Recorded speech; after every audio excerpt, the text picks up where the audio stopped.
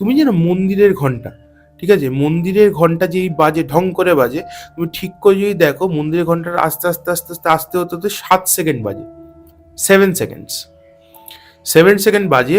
মন্দিরে ঢোকার সময় ঘন্টা থাকে, ঘন্টাটা বাজিয়ে আমরা মন্দিরে ঢুকি।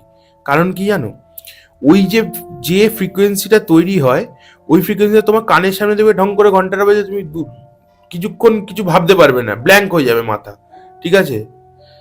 ব্যাপারটা ওই যে ব্ল্যাঙ্ক পজিশনটা তৈরি হলো না, তখনই তোমার সাথে যাতে মনটা একাগ্র হলো, তোমার সাথে ভগবানের কানেকশনটা তৈরি হয়। উপবাস মানে না খেয়ে থাকা নয়। তার মানে আমি মা চণ্ডীর জন্য উপবাস করছি।